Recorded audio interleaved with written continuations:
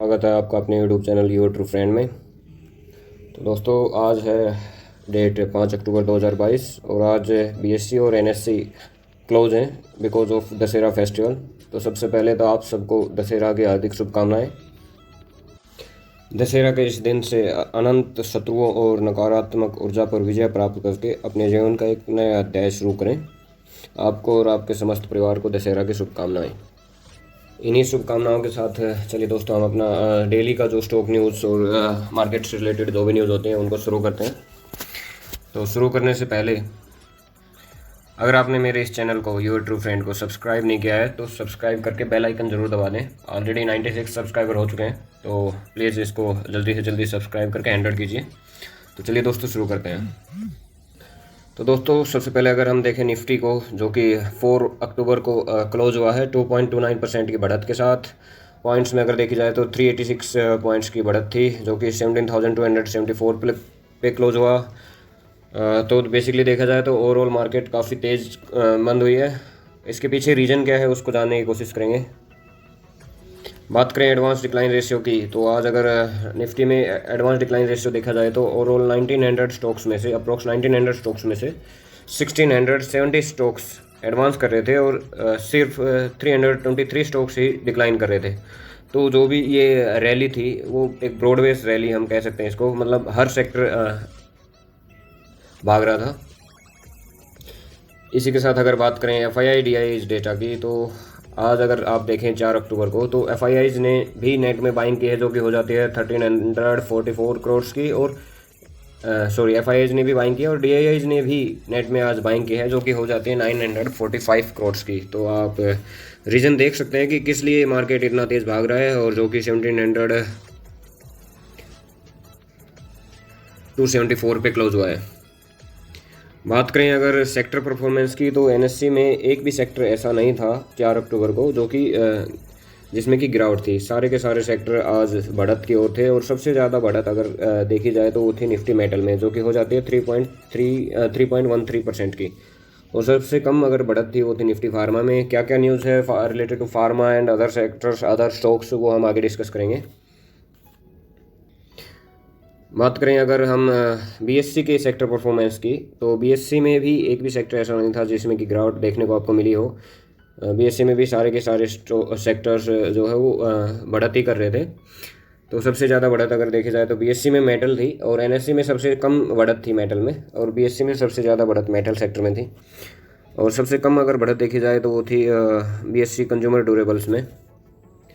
इसी के साथ अगर हम बात करें ग्लोबल इंडाइसेस की, तो जो अपना SGX निफ्टी है जो कि सिंगापुर में ट्रेड होता है, वो आप देख सकते हैं कि आज सुबह 5 अक्टूबर को मॉर्निंग में 10:30 के आसपास 17,400 पे क्लोज हुआ है। तो इससे आप एक अंदाज़ा लगा सकते हो कि 6 अक्टूबर को यानी कि कल मार्केट जो ओपन होगा वो एक पॉजिटिव में ओपन होगा, यानी कि अभी 17,000 अभी है 17,274 के आसपास, और सिंगापुर में जो अभी ट्रेड किया है वो है 17,400। तो पॉजिटिव में क्लोज होगा मंडे को नहीं, मीन्स कल जो मार्केट ओपन होगा तो वो पॉजिटिव में ओपन होगा।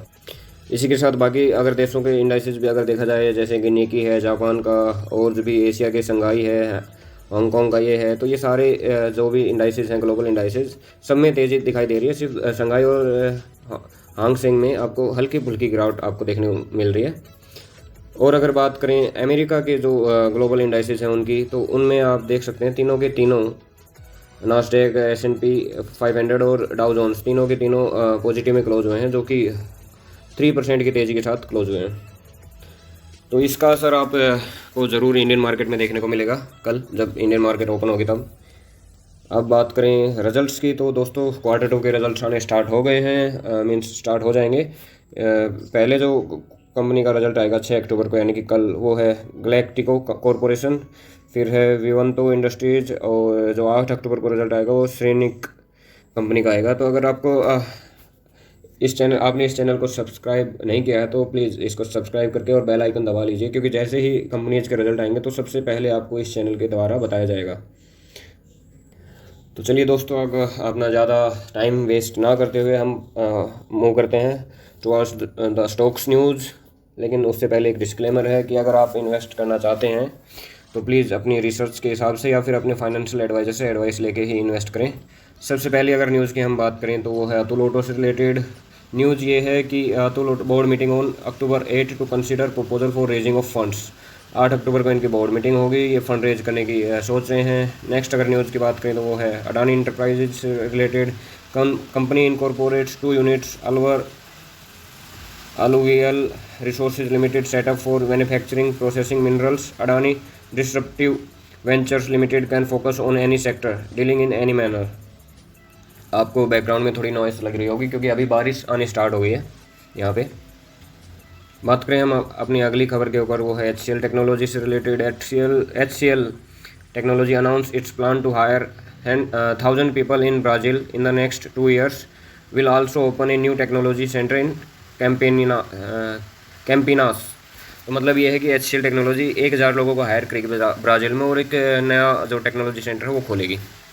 बात करें अगली खबर के ऊपर, वो है रिलायंस इंडस्ट्रीज से related. Jio true 5G welcome offers by invitation for Jio users in Delhi, Mumbai, Kolkata and Varanasi users to get unlimited 5G data with up to 1 Gbps speed. तो जियो ने इन्विटेशंस लिए हैं यूज़र्स से दिल्ली, मुंबई और कोलकाता और वाराणसी में। इनको अनलिमिटेड 5G डाटा मिलेगा 1 Gbps स्पीड्स के साथ। अगली जो खबर है वो है Jubilant Foodworks related. Company unit increase stake in DP Eurasia NV, cost of acquisition is GBP 2.9 million. अगली खबर है रामा स्टील ट्यूब से related. Company sales volume would get further boost from commission and ramp up of new capacity expansion at Khopoli plant, Maharashtra. तो इनका जो है sales का जो वॉल्यूम है वो बूस्ट हुआ है जो इन्होंने नया कैपेसिटी के साथ जो प्लांट महाराष्ट्र में खोला है उससे। नेक्स्ट अगर न्यूज़ की बात करें वो है डेल्टा कॉर्प से related. Less possibility of implementing 28% tax in online gaming and casinos. ये जी बिजनेस से ली गई न्यूज़ है। इसमें न्यूज़ ये है कि जो डेल्टा कॉर्प है वो बेसिकली ऑनलाइन गेमिंग और कैसीनो वगैरह चलाती है गोवा में। तो जो अंदर की जो खबर है वो ये है कि गवर्नमेंट टैक्स लगाने की फिराक में थी 28%, बट उसकी पॉसिबिलिटीज़ कंपनी ने कहा है कि बहुत कम है। नेक्स्ट अगर न्यूज़ की बात करें वो है AIA इंजीनियरिंग से related. Company commencement of commercial production of mill liner under greenfield project at GIDC, Kerala, Gujarat.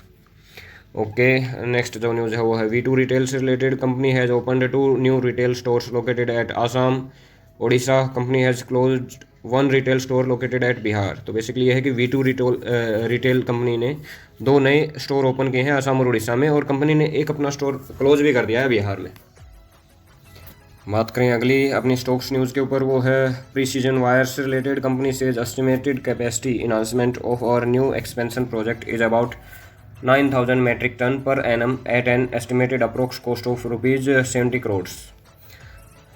अगली न्यूज़ और पढ़ लेते हैं, वो भी इसी कंपनी से related. Company says project will commenced on January 2023 onwards and should be completed by September 2023। Basically ये है कि कंपनी ने जो है एक्सपेंशन प्लान है इनका, उसमें जो इनको पर एनम जो इनकी कैपेसिटी है वो इन्हांस होगी 9,000 मेट्रिक टन से, और जिसकी कॉस्ट अप्रोक्स आएगी 70 करोड़। तो ये एक पॉजिटिव न्यूज़ है कंपनी के लिए और कंपनी के इन्वेस्टर्स के लिए भी कि कंपनी एक्सपेंशन प्लान कर रही है और अपनी जो प्रोडक्शन है कैपेसिटी है वो बढ़ा रही है। बात करें अगली खबर के ऊपर, वो है TCS related. Company and National Robotarium collaborate on cutting edge robotics and artificial intelligence research. तो बेसिकली ये है कि TCS ने और नेशनल रोबोटेरियम कंपनी ने कोलैबोरेट किया है on cutting edge robotics and AI research. बात करें अगली खबर के ऊपर, अगली खबर है रतन इंडिया एंटरप्राइज लिमिटेड से। Company unit receive in principle clearance for certificate of registration for Neotic insurance brokers to act as a direct insurance broker from IRDAI। तो बेसिकली ये भी एक पॉजिटिव न्यूज़ है कंपनी के लिए। बात करें हम अपनी अगली खबर के ऊपर, तो अगली खबर है वो है इजी ट्रिप प्लानर से related. Company board meet to issue bonus and subdivision of shares on October 10। तो 10 अक्टूबर को इजी ट्रिप प्लानर जो है वो या तो सब डिवीजन कर सकती है शेयर्स का या फिर बोनस शेयर भी इशू कर सकती है। तो देखते हैं, इसलिए आज आपको इजी ट्रिप प्लानर में आपको जो है वो पॉजिटिव में क्लोजिंग आप देख सकते हैं 6.89% की क्लोजिंग थी। बात करें हम अपनी अगली खबर के ऊपर, वो है L&T कंपनी से related. Company wins significant contract value up to 10 to 25 billion rupees. तो L&T अगर कंपनी की पर्सनली अगर मैं बताऊं तो L&T काफ़ी अच्छी कंपनी है इन्वेस्ट करने के लिए। और अगर आप इसमें इन्वेस्टेड है तो ये कंपनी काफ़ी बार ऑर्डर्स, गवर्नमेंट के ऑर्डर्स या फिर हाईवे ऑर्डर्स, ये है विन रहती है हर बार और बिडिंग में। और अब की बार जो इसने ऑर्डर लिया है वो है 10 to 25 बिलियन रुपीज़ का। बात करें हम अपनी आज की आखिरी न्यूज़ के ऊपर, स्टॉक्स न्यूज़ के ऊपर, तो वो है जी इंटरटेनमेंट से रिलेटेड। इंडिया CCI अप्रूव जो जी सोनी मर्जर विद कंडीशंस। तो मतलब ये है कि अगर आपने मेरे वीडियोस देखे थे तो 3 दिन पहले न्यूज़ ये आ रही थी कि इनका कंपटीशन कमीशन ऑफ इंडिया है, वो इनका केस चल रहा है और आज उसने अप्रूव कर दिया है जोनी और जी और सोनी के मर्जर को। तो बस दोस्तों, ये थी आज की अपनी स्टॉक्स न्यूज़। इसी के साथ आज के अपने सेशन को ख़त्म करते हैं और आशा करते हैं आप लोग सब स्वस्थ होंगे, सही होंगे, अपने जीवन में आगे बढ़ रहे होंगे। और अपने ध्यान रखिए, अपनी सेहत का ध्यान रखिए, अपने माता पिता की सेहत का भी ध्यान रखिए और उनकी सेवा कीजिए। फिर मिलते हैं और स्टॉक्स न्यूज़ के साथ। और happy Dussehra in the end to all of you from my side and my family side also. Thank you दोस्तों, जय हिंद। Keep watching my videos. जय हिंद।